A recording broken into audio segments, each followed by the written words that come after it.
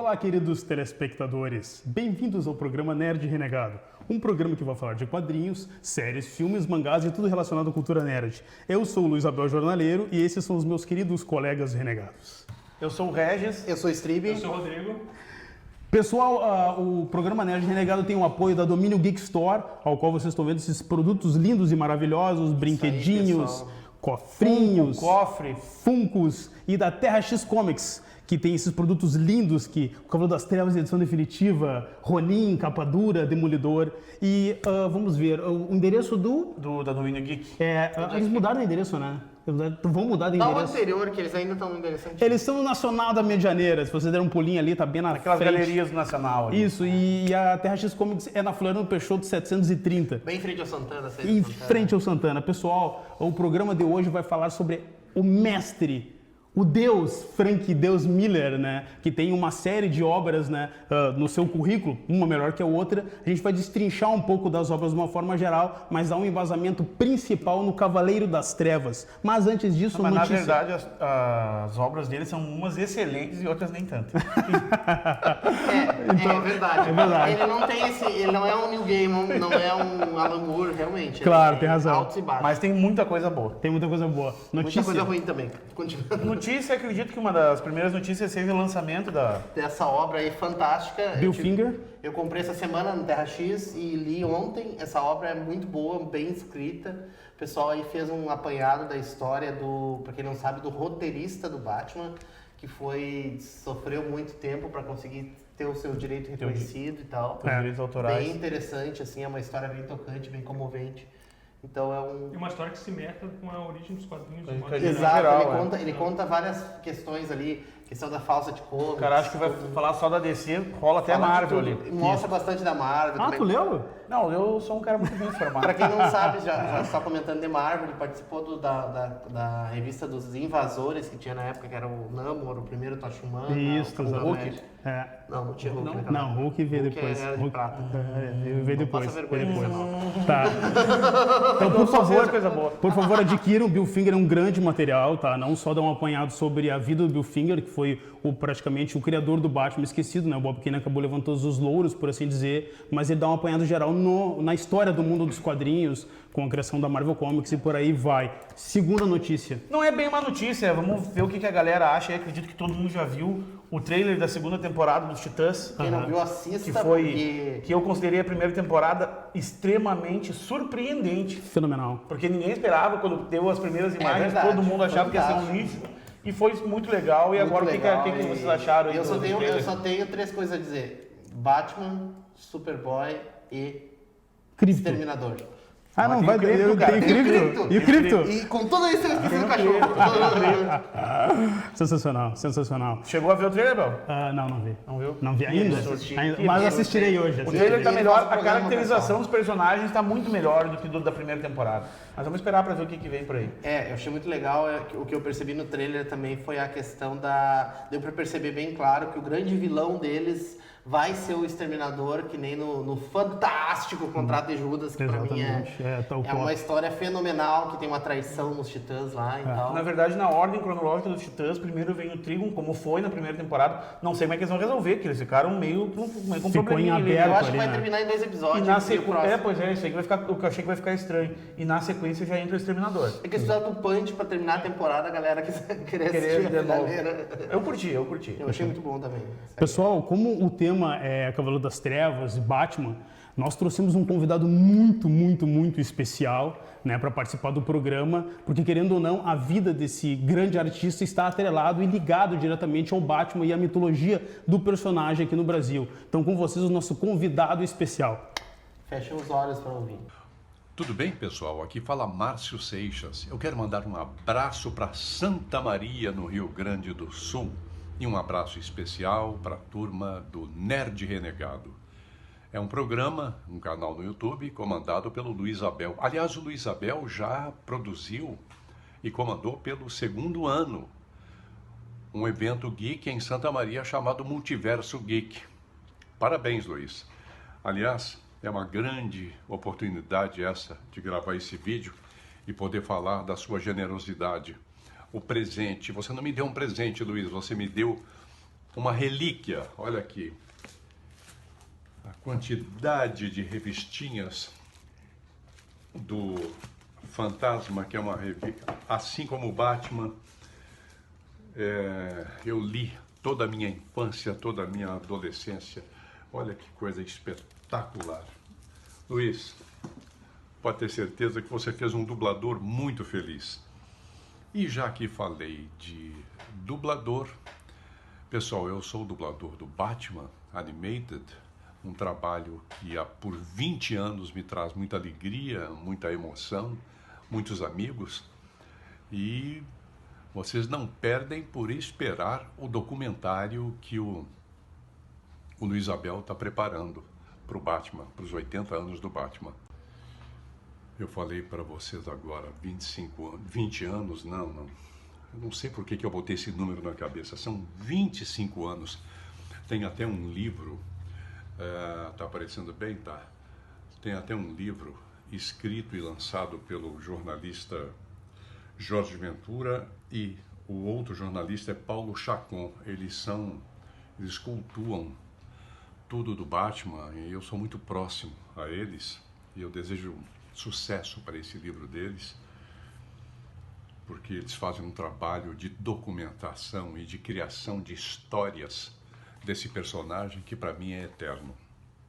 E eu tive a honra de fazer o prefácio desse livro. E eu vou contar para vocês agora uma coisa que eu sempre me senti um pouco deslocado de contar essa história, mas ela é tão saborosa que eu não vou me furtar a contar aqui para vocês, não.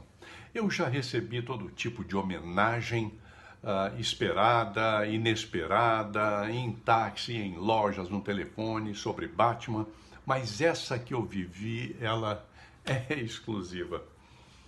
Eu estava com a minha mulher e meu filho num restaurante em Paris, no bairro de Montmartre, que é uma parte elevada lá de Paris, e fazia muito frio. Jantamos, tomamos um vinho e deu talvez 1h da manhã, 1h30. Pagamos a conta e começamos a descer a ladeira em direção de um ponto de táxi ou em qualquer lugar na rua para pegar um táxi. E descendo devagar, porque é uma ladeira de asfalto e caindo uma chuva muito fininha, todo mundo muito encasacado, fazia um frio tremendo. E eu, com todo cuidado com a minha mulher, eu falei, eu vou na frente, porque se você escorregar, eu tô aqui na sua frente. Fomos descendo. Quem escorregou e se estabacou no chão fui eu. Mas caí feio, no chão. Me levantei, né, limpando a manga do casaco. Quando eu olhei para a esquerda, vi um muro branco, de uns 6 a 8 metros de altura, parecendo um muro de contenção. E nesse muro branco, uma imagem gigantesca do Batman em movimento, parecendo que ia partir assim para dar um pulo. Que imagem espetacular! Eu ali olhando para a ilustração e falando, meu Deus, até aqui eu me encontro com o Homem-Morcego, e eu comecei a rir.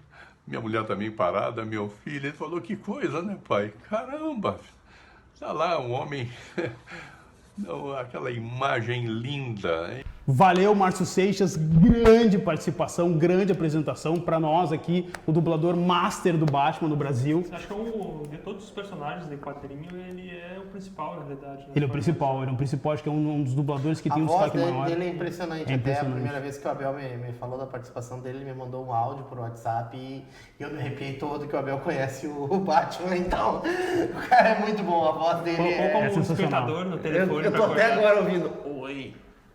Tá, pessoal, falar um pouquinho do Frank Miller, nascimento, criação, onde viveu, antes de entrar na questão das obras do personagem. Vamos lá. O Frank Miller nasceu em Maryland no dia 27 de janeiro de 1957, né, escritor, desenhista de histórias em quadrinhos. Né, a obra máxima dele ainda é considerada O Cavaleiro das Trevas, né, essa obra aí que vocês estão vendo. a obra Kentusha, a obra máxima do autor. E o Cavaleiro das Trevas 2 também, parei.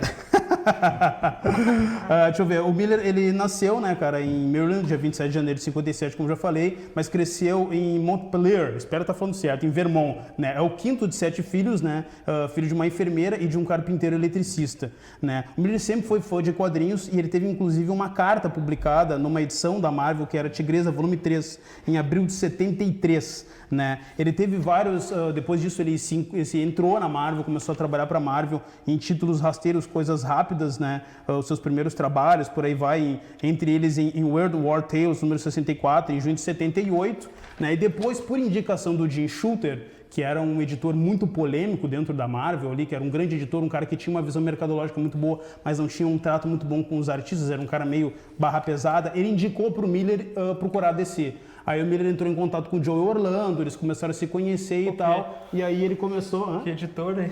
Joey Orlando? Não, que editor, o cara sugeriu, não, vai na concorrência. Sim, ali. mas o Jim Shooter era um visionário, cara. Eles não tinham essa coisa, não, nós não vamos ceder. Vai na concorrência, Já vi com isso acontecer. Já viu isso acontecer? Já sabe, né? Já vi isso acontecer. Enfim, aí ele foi lá, entrou em contato com o Joey Orlando, né, que apresentou ele pro Vini Coletta, que era um artista na época. O Miller trabalhou em outros títulos, em parceria também com o Elliot S. Meigh, que foi escritor de revistas e de histórias do Superman, um grande roteirista, né, no título Soldados Conhecidos 219.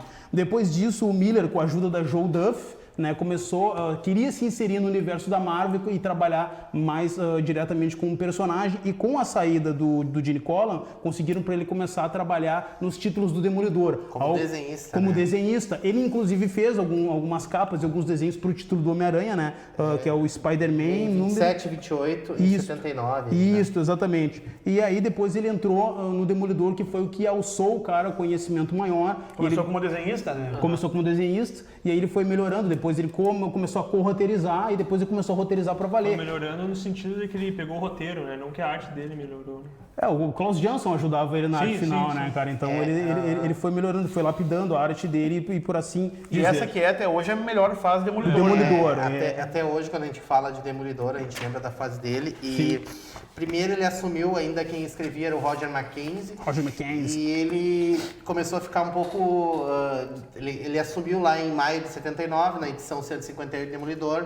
Ele começou a não gostar, ficar um pouco resistente com os roteiros, não estava agradando. Principalmente porque o Miller, ele sempre teve uma noção muito focada naquela literatura pulp, naquela questão mais de crime, de criminalidade, de máfia, toda essa estrutura que é a questão urbana da onde ele foi criado e o contexto dele. Então ele sempre quis trabalhar mais com essas questões, colocar o Demolidor a enfrentar a máfia, enfrentar criminosos e mais pé no chão, um herói mais das ruas. Mais urbano, né? Mais urbano, exato. Até pra fugir daquele estereótipo de ser um outro Homem-Aranha, um Homem-Aranha B, entendeu? Sim, exatamente. Então ele não tinha o caráter heróico do Peter Parker. E aí ele transformou o Demolidor, começou a trabalhar com várias questões envolvendo até a origem, o treinamento, o que o Matt é. Em 81 ele assume os roteiros, ele assume além da arte os roteiros e na edição 168 ele já mostra pela primeira vez a personagem Elektra. Personagem que teve até filme solo, né? Teve até um filme fraquíssimo, mas teve. Mas tem a obra Elektra Assassina, que é fantástica. Sim, dele também. Então, Elektra, ele foi o criador, o Mercenário, se eu não me engano, ele foi o criador. Do Bullseye? Exato. O Stick, ele foi o criador. O Stick, eu sei que ele foi o criador. O Stick, pra quem não sabe, pra quem assistiu a série da Netflix, é aquele senhor de boneco que treina o Matt quando ele é criança. Que é cego também. Que é cego também e tal, que é um ninja lá de um clã. Clã do Sete. Que é adversário do clã da mão, né? E pra quem assistiu Tartarugas Ninja, Clã do Pé é uma reprodução do Clã da Mão, do Demolidor. É chupinhado do Demolidor. Claro, total. Sim, usa até porque na teoria o Uzi, que é o que criou as Tartarugas Ninjas, é o que cegou o Demolidor. O isótopo que cegou, é o mesmo do isótopo. E pra encerrar a questão dele, assim, que ele, pra mim, a edição mais marcante de toda a edição, que saíram 3 edições encadernadas aqui, a Terra X consegue pra nós, né, Abel? Temos. Que é uma das 3. E a última edição, que é a mais marcante, que é a edição 181, Sim. que é a morte da Elektra, que é quando o mercenário mata a Elektra, que pra mim é uma das edições mais interessantes. Para mim, o Demolidor, sem sombra de dúvida, é um dos melhores heróis da Marvel. Para mim, são Marvete. Heróis individuais, assim, eu acho muito bom, eu acho muito interessante, e principalmente por ser um deficiente. Então... Agora, vamos falar a verdade, né? O Demolidor é tão bom graças ao Frank Miller. Porque não todas, tem aquela outra fase muito conversada do Brian Bendis. Do Brian Bendis, que também que é é muito moderna, boa. né? É muito Que é de boa. agora, Mas dos de anos quem 2000. fez o Demolidor ser o que é o Frank Miller. O Frank Miller. O Demolidor ia cair no esquecimento, gente. Sim, Pra quem sim. não sabe, ali as vendas do Demolidor já era publicado de forma bimestral. Isso era digamos assim, o precipício para cancelamento. Pra cancelamento. Tava indo pro cancelamento. Então, quando ele assume lá... E ele publicou até 83, então ele ficou 4 anos em sequência no título. 79, 80, 81, 82. E aí, Mas 83 uma coisa ele importante, sai. a gente falou, Em fevereiro falou de do 83. Demolidor, né? O Demolidor estava prestes a ser cancelado, é normal isso acontecer. Você dá para autores, personagens que já estão relegados, os caras vão lá, Pra pegam o ver, personagem, reformulam, tipo o Monstro do Pântano foi isso, Monstro Orquídea Pântano, Negra foi isso. o Homem Animal foi isso também, com Morrison.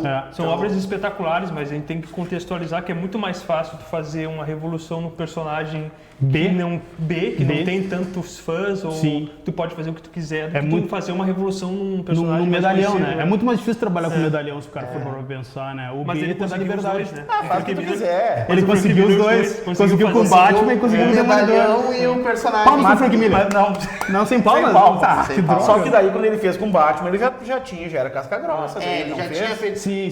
Pensa que ele vinha 4 anos de Demolidor e agora os guris vão falar de 2 obras dele, uma da Marvel e uma da DC também, que são obras fantásticas. Então o Frank Miller, quando chega para escrever isso aqui, ele já tinha um histórico de uma produção Já tinha um know-how. muito interessante. Era verdade. clichê, como a gente fala. É verdade. Agora a gente entra com dívida de honra. Por favor, Rodrigo, Não, mostra não. suas relíquias. Eu até tenho uma pergunta, qual que vocês preferem? Eu, Wolverine, Ou dívida de ou honra? Dívida de Honra aqui, ó. As duas. As duas. Pra quem não sabe, pessoal, são as duas histórias, são as mesmas, São as né? mesmas, Só que é. aqui no Brasil ela foi publicada, sabe, não sei porquê, o Abel, quem sabe saiba, foi publicada com esse título de Dívida de Honra, mas na realidade o nome original da história é o Wolverine, É o Wolverine. né? Tanto que saiu um capa dura, né? E pela Salvati e saiu Pela Panini também. Essa edição ainda está em republicação, não tá, Bel? A princípio estava para republicação para esse ano. Ela já teve 2 republicações, na verdade. É uma publicação e uma republicação. E pra quem tem preguiça de ler, é muito parecido com o Wolverine Imortal. Tem bastante. Na elemento. verdade é o, Tirando o é o robô Wolverine, gigante. é o Wolverine na paixão do Frank Miller, que é ninja, né? O Frank Miller ninja. adora um ninja. Ele adora O ninja. Demolidor ele já trouxe ninjas e o Wolverine. E também. basicamente a história Vou do... entrar nesse detalhe em seguida. É isso aí. Qual é que é o nome da mulher mesmo do Wolverine? É Mariko, né? Mariko Yashida. Né? Aham. O Wolverine vai até o Japão, né? Isso, ela e tá- lá ela enfrenta um clã de ninjas aí, Isso. pelo amor da vida Pelo dele. amor, ele é apaixonado, só que ela vai se casar. O pai dela é solto, né? O Shingen. O Shingen, ele é um chefe da máfia, por assim dizer, tem ligações com a Yakuza. Ele sai da prisão e aí a primeira coisa que ele faz é unir a Mariko a um político muito poderoso para fortalecer a família, né? E tentar apagar o rastro de criminalidade da família dele. Só que a Mariko era apaixonada pelo Wolverine. Quando o Wolverine descobre que ela vai se casar, ele vai até o Japão para questionar ela o porquê do casamento. Chega lá e diz, não casa que eu te assumo, e ela fala, não. Não. Se ela tem, por honra, o japonês tem uma honra e um dever muito grande com a família. Talvez ela... por isso o nome Dívida de Honra. Mas nem é questão da honra, a questão que o Wolverine tem que se ferrar sempre. Essa aí que é a Sim, questão. essa é a graça do Wolverine, né? Essa é a graça do Wolverine. É um grande material, Por que só você que... dá uma katana pra alguém que tem garras? Continuando. Só que Não, mas Deus, não, é um material Não vou falar da história dele. É um material que foi feito em colaboração com o Chris Claremont. Não foi um trabalho totalmente do Frank Miller, né? O Chris Claremont e o Frank Miller fizeram... É um trabalho feito em parceria, mas é fenomenal, um clássico do Carcaju. Partindo agora para Ronin. Ronin é assim, ó, é tudo que o Frank Miller gosta numa obra só. Robô, ninja, samurai e hiperviolência. É isso aí. É o Frank Miller. Pra quem não sabe, o Ronin é o seguinte. O Frank Miller, ao que tudo indica, vou decretar, é isso aí mesmo. Ele não sabia ler em japonês, cara, ou sabia, por causa que e essa obra é inspirada no Lobo Solitário. E nessa época, o Lobo Solitário, que vinha para os Estados Unidos, não tinha nenhum que já tivesse sido traduzido pro americano, pro inglês. Nada, é tudo em japonês. Sim. Todo mundo que acredita que pela época ele tenha se inspirado pelas imagens. Pra quem não está se situando historicamente, muito porque teve uma perseguição a conteúdo vindo do Japão, principalmente após o final da Segunda Guerra. Exatamente. E daí Então, ele pegou e apesar ele... de ser um sucesso estrondoso no Japão, Sim. Ele tira a inspiração básica dele para essa história, que é até nas histórias do Lobo Solitário, que são publicadas na Panini atualmente. São 2 capas, a capa original do autor e a contracapa é a do Frank Miller, desenho do Frank Miller. Sim. O Frank Miller é um fã muito grande, como dá pra ver, né, de obras orientais, da cultura nipônica, e ele faz nessa história uma homenagem a isso, a um samurai, um ninja, uma coisa desse estilo, que luta contra um demônio. Que é o demônio Agar. Ele pegou a inspiração para essa história, e essa história pegou a inspiração para o Samurai Jack. Que é a animação do cartoon. Que é muito cuspido e descarrado. A mesma história, o samurai que viajou para o futuro atrás de um demônio. A mesma história. Ali são reencarnações do demônio e do samurai. Na verdade, eu enxergo o Ronin com 2 referências. Até os fãs comentem depois, lá quando a gente largar o vídeo no YouTube, o que vocês acham disso. Eu acho que o Ronin tem 2 fortes influências do Lobo Solitário, pela questão que a história se inicia no Japão feudal e depois ela vai para o futuro, num futuro cyberpunk, que aí eu vejo como referência uma das obras máximas do mercado nipônico, que é o Akira, né? Então eu acho que são duas referências bem fortes que tu acha, Rodrigo, dessa relação do Akira? Tu que é um que ano é o Akira? Tu que é um fã do Akira? Mais ou menos a mesma época, de metade dos anos 80. Final da década de 80, exatamente. Ou de repente até mesmo Ghost in the Shell. Também. Ghost in the Shell depois, acho. Depois. Então acho que são fortes influências, né, cara, que eu acho que tem. Querem entrar em Cavaleiro das Trevas já, senhores colegas de trabalho? Falar do Holy Terror, o melhor quadrinho do... Não, eu acho que esse a gente deixa para um próximo programa. Dá para ter um programa só do Holy Terror. Sim, exatamente. Gente, só para encerrar, já que eu sou o fanboy da Marvel aqui, eu vou colocar mais 2 obras que depois que Frank Miller saiu do título Demolidor, ele voltou em 86 e fez o arco A Queda de Murdoch, que foi uma interpretação na última temporada da série da Netflix, então foi publicado em 86, que é muito bom, que ele desconstrói o herói, e um outro quadrinho interessante de 93, mais moderno, que é o Homem Sem Medo, que seria a origem, o ano 1 do Demolidor. Ano 1 do Demolidor, exatamente. Decretou. Pra quem gosta do Demolidor, então pegar esses 3 encadernados da Terra X e incomodar o Abel pela queda de Murdoch.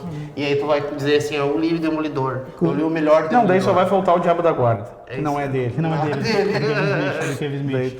Uma curiosidade é que o Homem Sem Medo foi o roteiro que o Miller fez para cinema, né? Só que foi rejeitado. Ele acabou transformando em quadrinho. E ficou muito bom. Mas o Homem Sem Medo, na verdade, como tu referiu, a série Netflix, é a primeira temporada. É, a primeira temporada do Homem Sem Medo e a terceira agora, que... Infelizmente, a última, a gente teve a queda de Murdoch aqui, né? Quer falar do Batman 1? Quem é que vai falar do Batman 1? Deixa pra mim que eu vou decretar.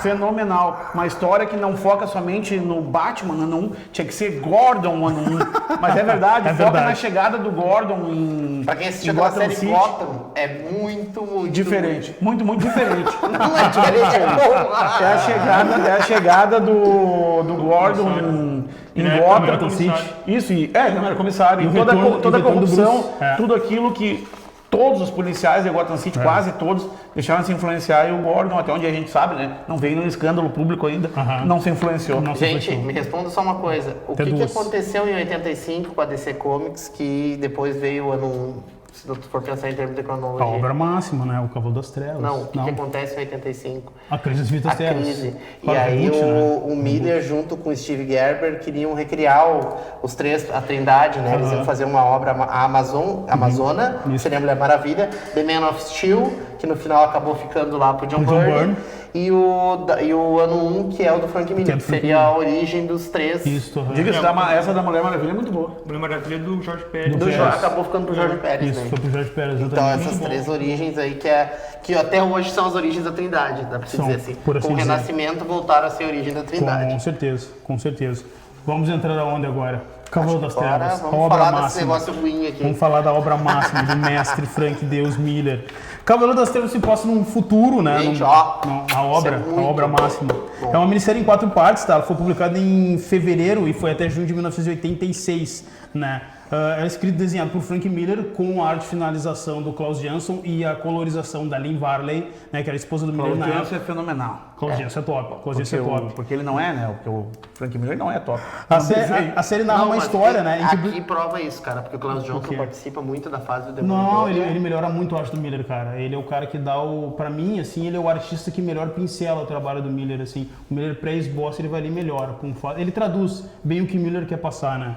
Tá, seguindo aqui então, a história narra, né, a história do Bruce Wayne com 55 anos de idade, né, que retorna da aposentadoria para combater o crime. Gotham tá mergulhada na violência, Ele né? parou por 10 anos. Ele parou por 10 anos, se Ele afastou parou por 10 depois anos. da morte do Jason Do Todd. Jason Todd, exatamente. Uma curiosidade muito legal é que até então o Jason Todd não tinha morrido nos quadrinhos, na cronologia normal da Mas na DC. verdade ele não Mas fala eles morte. plantaram Né? isso aí. Ele não fala morte. Não, eles... Ele dá a entender Ele dá a desde entender, Jason. dá a entender. Ele fala desde Jason. Ah, mas não explica. Jason era um soldado, acontece na batalha, não sei o que, mas ele não fala que morreu. Não, E aparece não. só o uniforme do Jason Todd na Batcaverna, mas realmente não tem a palavra Jason morreu, nada daquilo que a gente conhece depois com o Coringa. Sim, sim, Jason sim. Todd é o segundo Coringa, né? Pessoal. Segundo Robin. Segundo o Coringa não. É, segundo Robin. E aquele uniforme da Batcaverna não é do Jason Todd, é do Dick Grayson. É do Dick Grayson. Desde o dia que o Dick Grayson abandonou o manto do Robin, aquele uniforme tem na Batcaverna. Tá, beleza então. Com essa premissa aí, o quadrinho se tornou, ainda é, na minha humilde opinião, vou dar a minha opinião, não sei se é dos meus colegas, Batman Cavaleiro das Trevas é um marco na indústria dos quadrinhos. O que se tem hoje por quadrinho adulto e a virada do quadrinho maduro veio com Batman Cavaleiro das Trevas. Depois veio o Watchmen do Alan Moore, né, no mesmo ano, e em 88, 89 chegou o Sandman do Neil Gaiman. Sim, nós 5 concordamos, que é nós 4 e o Neil Gaiman, que foi quem falou isso, né? Isso. O Neil Gaiman disse, existe quadrinho antes de Cavaleiro das Trevas. Não dá pra discordar do cara, né? Tá dito, se ele disse, tá dito. Enfim, então é uma obra máxima dos quadrinhos que foi, por assim dizer, jogou o mercado pro quadrinho maduro e daí então... Não só o quadrinho, como muito filme bebeu da Isso, essência do entre Cavaleiro eles, das Trevas, vamos- né? Vamos saudar os nossos telespectadores. Ó, gente, as três obras que marcaram os anos 80, falta só uma, que é o Watchmen, que a gente falou no último programa, Isso. Cavaleiro das Trevas hoje e Maus daqui uns 2, 3 programas. Exatamente. Regis, essa parte aqui é tua, criação. Né? No início da década de 80, a DC Comics promoveu a editora... Tu leu o roteiro? Sim. Ah, tá, não, só pra saber. A criação foi baseada num filme do Clint Stewart. Ele pegou aquele ar vindo de um cara Dirty Harry. que teve um tempo parado e depois voltou à ação novamente. Tudo bem, André? Entendeu? Muito bom. Os filmes são muito bons. São muito bons. O Rodrigo conhece bastante, ele tá me falando que são 5 filmes, São 5 tá me filmes? contando a história. Sequência são 5 Tava filmes. corrigindo aí. Né? No início ali, ele... Na verdade, o Clint Eastwood sempre foi velho, né? Então, o primeiro filme... O primeiro filme ele já era velho, né? Então, o personagem... No primeiro filme ele estava voltando da aposentadoria. Voltando da aposentadoria, exatamente. Mas essa foi uma das influências, né, Regis? Pacto Fulminante. Quer falar um pouco do enredo, Stream? É que no enredo nós temos uma dobradinha, agora é enredo na sequência. Eu acho assim, ó, vamos só localizar. Tem essa influência porque é um personagem, um policial, não é? Um investigador, acho que ele retorna, falando do filme, que ele retorna à atividade depois de anos parado e, em princípio, ele nunca deixou de ser um policial. E no caso do Batman, ele nunca deixou de ser o Batman. Ele mostra aqui no Impacto Fulminante que aquilo funciona quase como uma droga para ele. Quando ele tem aquela estamina, aquela vontade, no caso da violência, de combater o crime, e aquilo ali, por mais que ele esteja aposentado há anos, fica nele. E eu acho que essa influência que o Miller cita é por causa disso. O Batman é um workaholic, né? Um viciado no trabalho. É um viciado no que ele faz, tipo assim, ele é um Algo cara como- todo de rico. algo como a gente situou no último programa a respeito do Rorschach. Ele não é o Bruce Wayne, ele é o Batman. Exatamente. Ele o Bruce Wayne é a fantasia. Isso aqui não é a fantasia dele, isso é ele. Isso é ele. E desde o início da história, e eu acho que a gente já pode ir falando dos capítulos, né, Bel? Cada um do seu. Claro. Pra mim, coube o primeiro capítulo, que ele enfrenta o Duas Caras, e desde o início da história, tu sempre percebe, assim, que ele tá naquela questão, assim, de voltar ou não voltar, voltar ou não voltar. Ele vai no local lá onde morreram os pais dele. Tipo, ele tá com 55 anos, ele já não tem mais um físico, ele não ia suportar mais o que ele fazia com 30 anos, e é algo que nunca nos quadrinhos do Batman eles tinham referido, que é um ser humano que salta de prédio para prédio, que é um cara, e aqui é um cara de 50 anos que vai fazer isso, e exatamente porque ele não se deixa vencer. Ele podia ter construído robôs. Ele podia ter feito 1000 coisas, 1000 soluções com o recurso que ele tinha. No Reino da Manhã Ele faz isso. O Reino da Manhã é algo mais epopeico. E o que acontece? Basicamente, no meu capítulo é o seguinte, ó. O Harvey Dent, o nome do capítulo é o Retorno Retorno do morcego. O retorno do morcego, obrigado, Abel. É o capítulo do Duas Caras, basicamente isso. O Bruce Wayne pagou uma cirurgia plástica, um tratamento psiquiátrico por Duas Caras, e daí ele foi internado lá e tal, e fizeram a cirurgia. Pra quem não sabe, Duas Caras é aquele vilão que a metade é um rosto queimado, porque o Harvey Dent foi queimado no tribunal por ácido, e a outra metade é o rosto do Harvey Dent, que era um promotor público. Uma das poucas pessoas honestas de Gotham. A época, e daí ele virou um monstro, então ele trabalha com a dualidade entre o monstro e o salvador, a justiça e tal. Bom, e daí o Bruce Wayne pagou um tratamento pra ele, e a história começa no momento em que os médicos dizem: não, você tá pronto pra voltar à sociedade, você tá bem, e dá pra ver bem ali o ego dos médicos, que eles fazem um parecer bem sugestivo no sentido: olha, a gente curou esse maluco psicopata, mas ele continua sendo um psicopata. E o próprio James Gordon, que já tá se aposentando como comissário de polícia, diz assim: eu não confio, não dá pra libertar ele ainda, tem que ficar de olho, ele não tá curado, e os caras dizem: esse velho tá senil, esse velho é um fascista, não sei o quê. Dá pra soltar o cara, eles soltam... O James Gordon tá dias de se aposentar, né? Dá dias de se aposentar. E aí o que acontece? Solta Duas Caras e nessa tem uma gangue que tá atuando em Gotham City, os mutantes. E eles começam a acontecer vários crimes. Só uma coisinha que é bem interessante pra tua história, é que em momento nenhum aparece o rosto dos Duas Caras. Exato. Ele tá com a cabeça enfaixada o tempo inteiro. Tu não sabe até como é que ele tá, não aparece o rosto. E ele diz: me desfiguraram. Me desfiguraram. E daí o que acontece? Aí, por causa desses ataques dos mutantes, ele volta, e daí aparece várias cenas, vários lugares que ele aparece e começa a tocar de novo o terror. E os caras, e daí a reportagem que já vinha debatendo há 10 anos sem o Batman, para muitos jovens ele é uma lenda. Aí ele volta com toda a força, e é muito legal de ver que os próprios policiais, uns mais antigos, são fãs dele. Apoia o cara, não sabem o que é aquele cara. E a brisada nova, mas quem é aquele guri? Tem uma coisa que tem um trecho na HQ que o policial... O antigo vê o Batman e fala: bons tempos. Não, e uma coisa que é o tempo inteiro, que é o que faz a diferencial na narrativa do Miller, que é as manchetes de jornal, uma televisão. E tem sempre um lado, que é a Lana Lang, e um apresentador. Um defendendo o Batman e outro atacando o Batman. Ele diz que o Batman aumenta o índice de criminalidade. E ela alega que o índice de criminalidade não tem como aumentar mais, que está num ponto extremo. Então, terminando, e daí no final, realmente, o Duas Caras era o vilão, ele faz um plano lá de explodir umas torres em Gotham. As duas torres de Gotham. E aí o Bruce volta e no final, o punch final da minha edição, que são 4 edições, no punch final ele tira a faixa, Duas Caras, e o rosto dele... Exatamente, o rosto dele tá normal, e daí o Bruce se enxerga e ele vê que o cara tá desfigurado, né? Tá totalmente desfigurado. Totalmente desfigurado, e que realmente ele virou um monstro e tal. E aí termina, o último quadrinho, aparece o rosto, aparece o morcego, e exatamente a questão que dá pra ver com esse vilão, que é o Bruce se enxergando, né? Exatamente. Tipo, no momento que ele voltou, que ele foi tentar uma vida normal e não conseguiu, voltou, ele é o Batman. Ele é o Batman. Ele não é mais o Bruce. Sim. E nem a fantasia serve mais. Porque a fantasia sempre foi ser o Bruce Wayne. Ele queria ser o Batman, mas agia como Bruce. No final desse capítulo é como se ele dissesse assim: não tem mais Bruce, agora é Batman até o final. Exatamente. Grande capítulo. Segundo capítulo. O morcego triunfa. Esse é teu, Rodrigo. Falar da luta com o mutante. Não, basicamente a sequência direta, né? Isso. A gangue dos mutantes está aloprando em Gotham City e precisa do cruzado encapuzado pra colocar o terror O cara da Feira da Fruta. Basicamente o Batman, né? Uma coisa importante que a gente não falou na primeira parte, tem a nova Robin, né? Isso, a Carrie Kelly, né? Que é muito importante na história, e nesse segundo capítulo tem uma importância muito significativa, porque o Batman vai atrás do líder da gangue dos mutantes, né? Que obviamente ele, por uma questão de idade, ele acaba sendo derrotado na luta física, né? E a Robin consegue tirar ele ali do chão e tal, levar ele para Batcaverna, ele se cura, enfim, e aí a trama se desenvolve, né? O líder mutante ali, ele é preso, se eu não me engano, né? Isso. Só que o Batman, ele quer, como ele perdeu, ele tem a questão da honra de querer derrotar o líder, ele pede pro comissário Gordon soltar o mutante. O comissário não faz, obviamente, só que o Batman solta, se eu não me engano. Não, o comissário solta. Solta. O primeiro mutante mata o prefeito. Isso. O líder mutante mata o prefeito. E por isso é preso. Por isso ele é preso.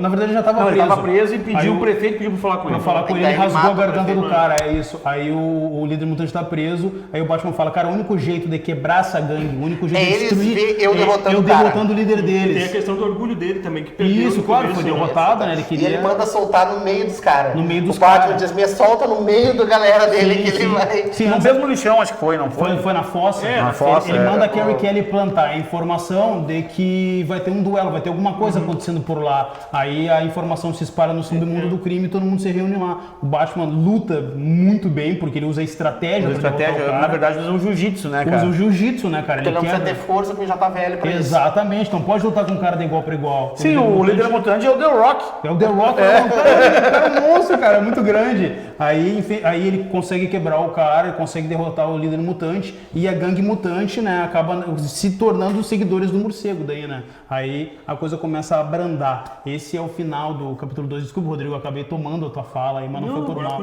Mas foi ele que falou, não foi eu, o Rodrigo olhou pra mim. Uma coisa interessante que a inserção, uma coisa bem interessante que a ideia de fazer uma Robin menina foi do John Byrne. John Byrne estava conversando com ele. E se a Robin fosse uma menina? E se a Robin fosse uma menina? E o John Byrne deu a ideia dele era não usar Robins, né? Isso, ele não queria. O Miller não queria utilizar o Robin e tal. Que é uma ideia péssima, propósito, né? Aí ele pegou, não. Se é pra utilizar como ele utilizou no 2, é melhor não utilizar. Sim, exatamente. Vamos lá então. Caça ao morcego, aí é contigo, Regis. É o capítulo final. Na verdade, não é o final, mas depois daqui nada mais interessa. Túnel do amor. O que acontece? Desde o dia que o Batman parou, o Coringa tá catatônico desde a primeira edição, no hospício.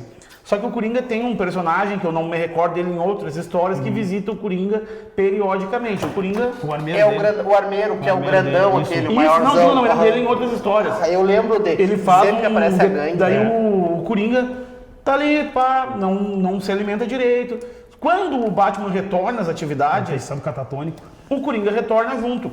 E só que o Coringa retorna, ele tá preso, a princípio, dentro desse hospício, e ele convence por A mais B que ele tá lúcido, que ele pode ser libertado do confinamento dele. Pra sociedade ficar calma, vamos num programa de TV. Num programa de TV, preparar um programa de TV. Exatamente. Só que assim, uma coisa que eu me esqueci de referir, quando o líder mutante é derrotado, a gangue mutante é muito grande. Ela é dissipada em pequenos grupos. O grupo maior viram filhos do Batman, tem os da Bruno, tem os capangas da Bruno, tem seriam os Jokers, tem também, que são os que são como se fosse o Coringa, mas a maioria da gangue dos mutantes se tornam filhos de Batman. Só que são pessoas que eles vão lá e agem como vou explicar, como justiceiros realmente, entendeu? Tá, continuando a história do Coringa. O Coringa marca esse encontro lá e o pessoal vai no programa e o Coringa não fala nada. Daí o Coringa, de repente, os caras perguntam, Coringa, tu tá melhor? O Coringa, não, eu tô pior do que nunca e vou matar todos vocês. Sim. E daí nisso aparece um desses bonequinhos, que é pra mim o ponto fraco da história, esses bonequinhos. Entre esses bonequinhos, soltam gás do riso e mata todo mundo. E aí tira o Coringa de lá. O Coringa foge, sentado num bonequinho, que é pior, e foge e daí vai atrás da Mulher Gato, que tá em péssimo estado, coitada da Mulher Gato. O Miller se arrepende que ele fez Mulher Gato, ele falou depois. A Mulher Gato tem uma casa de prostituição. Isso, tem companhia. Vamos ser sinceros, né, velho? E as prostitutas deles são bem influenciadas, trabalham com senadores e tudo isso. O que acontece? Uma delas, o Coringa usa um batom que estimula a pessoa a fazer o que ele quiser, e um desses, acho que é o governador ou um senador, tem uma história com mísseis, autoriza uma bomba atômica, um negócio assim, que vai se resolver na tua edição, né? Isso, exatamente. Daí o Coringa, por A mais B, ele descobre que o Coringa tá com um plano na Feira da Amizade, que pra mim é o maior plano, o maior quadrinho, que eu digo a imagem de todos os tempos do quadrinho, que é onde o Coringa dá algodão doce envenenado para 16 escoteiros. E tem as crianças mortas em volta do carrinho. Sim. Daí o Batman chega logo que isso acontece. Quando ele enxerga os corvos, aí o bicho... E o Batman vai atrás dele, e daí ele tem um revólver. Pela primeira vez o Coringa tem um revólver. Não, pela primeira vez não. Pela primeira vez ele tira pra matar o Batman. Sim. O Batman toca um bumerangue no olho do Coringa. E o Coringa nota que ele tá diferente. Tu tá louco. E toda a narração em off do Batman, que é um ponto alto também da história, o Batman diz o tempo inteiro: esse é o nosso último encontro. E quando o Coringa luta com ele no túnel Não. Primeiro na Casa de Espelhos, ele foge da casa, pega uma criança, foge, e ele entra no túnel do amor e mata 2 pessoas, e o Batman diz, tudo em off, esse é nosso último encontro. Só que é o seguinte, assim, o Batman entra atrás dele e ele acha que é uma briga normal, como sempre foi, só que ele tem uma faca, ele esfaqueia o Batman diversas vezes na região abdominal, só que o Batman torce o pescoço dele de uma maneira que ele não consegue se movimentar mais, ele fica paralisado, ele olha pro Batman e diz: eu não acredito que tu é um covarde, tu não conseguiu terminar isso. Não conseguiu. Daí ele fala assim, o Batman tem testemunhas e o Batman não, as pessoas já foram embora. Daí ele mesmo quebra o pescoço. Antes de quebrar o pescoço, ele fala pro Batman: agora tu vai ter que arcar com as consequências desses teus atos, que não foram teus atos, mas vão ser de agora em diante. E ele dá risada e quebra o próprio pescoço. Ele se mata. Pra incriminar o Batman. E aí acaba esse. Aí a Robin acidentalmente mata o capanga do Coringa na roda gigante. Isso, não é na roda gigante, na Montanha Russa? Na Montanha Russa. Na Montanha Russa. Pô, esse capítulo da Caça ao Morcego é fenomenal. E agora a gente entra no último capítulo, né? Que é a queda do morcego. A queda do morcego é dividido, acho que, em dois grandes pontos, né? Eu acho que o Miller ali ele trafegou entre um pouco da poesia e um pouco do grande combate, né? Eu acho que ele tem 3 pontos que são muito, muito positivos. Um deles é quando essa bomba atômica que vai indo para os Estados Unidos está para ser disparada lá nos Estados Unidos, porque, para quem não sabe, a história se passa no auge da Guerra Fria também, como o Watchmen se passa, né? Então tem aquele medo de ataque bélico entre Estados Unidos e Rússia. E aí uma bomba atômica é enviada, né, para acertar acho que o Gotham City ou Nova York, alguma região dos Estados Unidos, e o Superman consegue, né, desviar o curso da bomba, só que ela explode e o Superman fica terrivelmente debilitado. Cara, aquela cena quando a bomba explode e ele seca por causa da radiação, e ele começa na narrativa em off, que ele cai na floresta e retira toda a energia solar da floresta enquanto do girassol. Do girassol, enquanto fala como é a natureza. Isso foi uma coisa muito legal, muito lírica. Ali é a parte do Miller que trafegou na poesia mesmo, né? Para mostrar ali não só a grandeza do personagem, mas em contrapartida depois a gente entra numa coisa bem legal. Eu tenho que falar uma coisa rapidinho antes de entrar na próxima parte. Por favor, pode fazer isso. No meu capítulo é citado que os super-heróis não existem mais, estão proibidos. Só o Sol pode agir o super-homem a mando do governo. E mesmo assim, quando o super-homem passa, os caras dizem, foi visto uma rajada de vento. Isso. Não aparece como herói. Não existe o super-homem mais. Não. E o super-homem fala pro Batman: tudo que nós criamos, tu vai destruir. Tudo que nós criamos, tu vai destruir. Exatamente. E daí vai pro capítulo do Abel de volta. Aí, então, depois, quando se instaura aquele caos por causa da explosão, como deu um blackout muito grande em Gotham, e, cara, a cidade cai num caos gigantesco, gente se saqueando, gente se matando, a polícia não tem controle, incêndio acontecendo e tal. E nesse meio tempo, uma das cenas mais épicas do final do capítulo é quando o Batman, a cavalo, com os mutantes, ele começa a ajudar a cidade. Do Batman, os filhos do morcego, né? Ele começa a ajudar a cidade e tal, e a comissária Ellen Endel, que tinha assumido o posto de comissária no lugar do comissário Gordon, e a primeira ação dela era neutralizar decretou o Batman como criminoso. E ela vê ele ajudando as pessoas, um dos guardas chega do lado dela e fala: não vai fazer nada. Ela fala: não, ele é grande demais para nós. O Gordon fala assim, ela fala: vamos caçar ele. O Gordon: não vamos deixar por isso mesmo. Deixa o cara é bom, nosso guri. E ela: não, eu vou pegar. E daí... Tudo bem, deixa quieto. Mas enfim, né, aí o Batman e os seguidores do morcego começam a ajudar as pessoas, né, cara? Ele começa a apaziguar, começa a trazer uma certa ordem naquele caos por causa do blackout e tal. E a cena final, né, depois disso tudo, é quando tem o confronto final entre o Batman e o Superman, que é um dos pontos mais altos da obra. Só tem que citar o que aconteceu com o Oliver Queen. Por favor, pode citar. Não, tu cita. O Oliver Queen enfrentou o Superman no passado. Só que não se sabe como, né? Não é dito. Não ficou explícito como ele perdeu o braço. Mas para não cortar no momento punch da luta, ele arrancou o braço do Oliver. Isso, exatamente. Então, após, né, cara, toda essa questão, o Oliver e o Bruce se reúnem, os dois se unem para lutar contra o Superman, e o Batman monta uma estratégia para neutralizar o Superman, né, cara, que é o Oliver. Flecha com kryptonita. Só que não é assim, ele toca a flecha com a boca. É com o dente. Né? Então, assim, a luta é épica, né? Os dois têm uma luta épica, né? O Superman... Posso ler um negocinho, Abel? Por favor. Eu sei que o programa não é pra gente ler, mas pra... Fica à vontade. Estamos chegando no final, tem que ler isso aqui, ó. Quando o Batman tá chutando a cara do Superman, ele diz o seguinte: eu quero que se lembre, Clark, para o resto da vida, nos seus momentos mais íntimos. Quero que se lembre da minha mão na sua garganta. A mão do único homem que derrotou você. Isso aqui é um negócio que, se fizer uma estátua, eu compro. Eu compro. Ele não matou o Super-Homem porque ele não quis. Porque ele não quis. Ele quis deixar vivo pra saber Só que ele tinha perdido. Só que o plano dele era maior. A última caçada de Bruce tinha que ser o nome. Que nem a última caçada com ele. E o plano final, após essa derrota, dessa possível derrota do Superman, é o quê?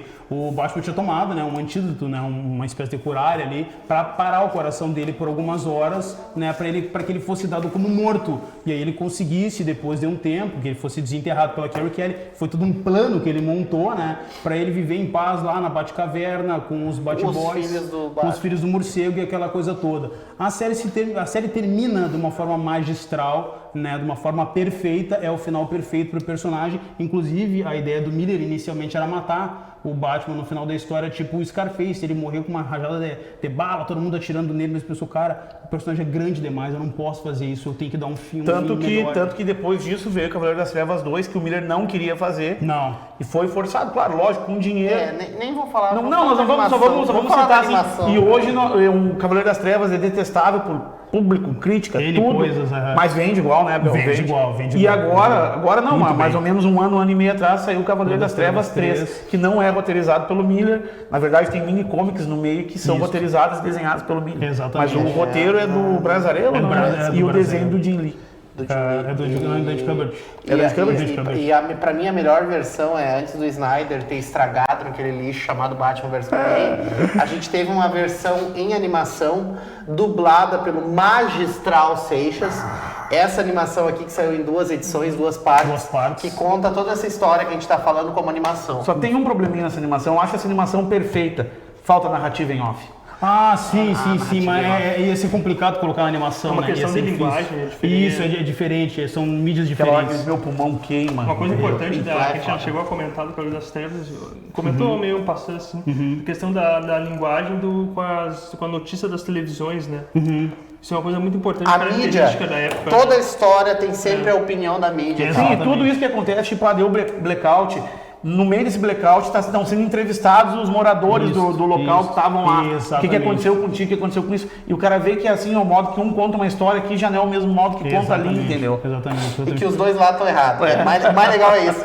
O mais legal é que quem defende o Batman às vezes exagera nos seus argumentos e quem é contra também exagera. E pra mim tem um trecho do Psicólogo que é muito legal, que o cara diz assim, ó, tem que pensar o seguinte, será que ele dá a entender de forma mais elaborada, esse bando de maluco não é por causa do maluco maior? Exatamente.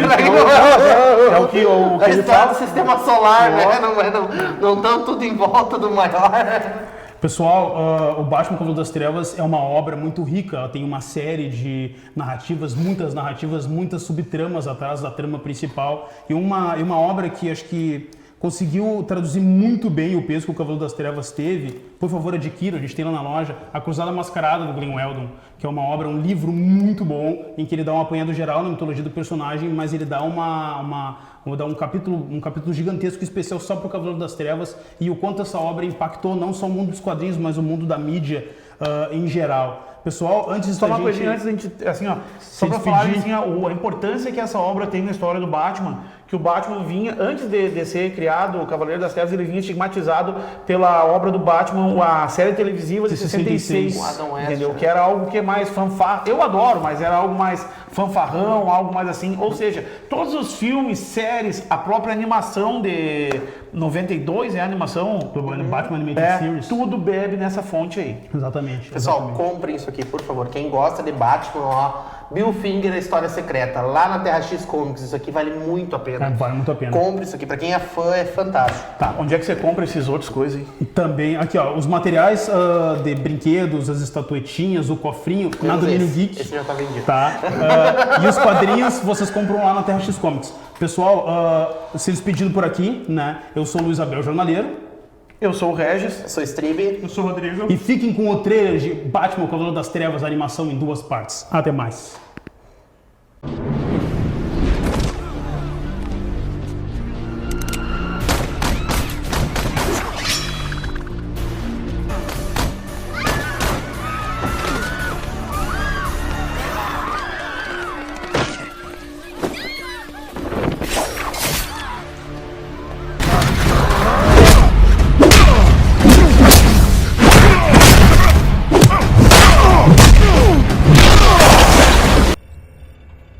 Onde ele foi? Encontrar as forças dele.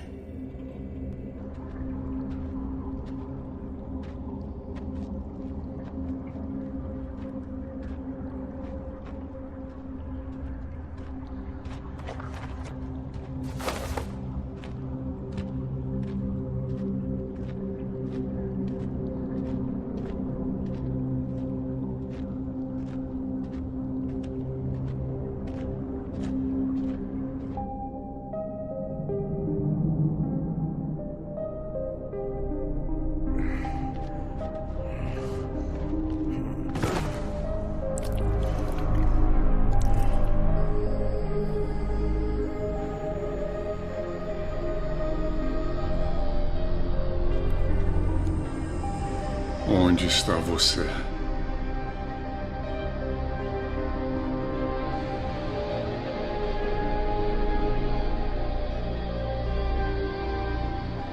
Ainda não terminei. E você não terminou comigo.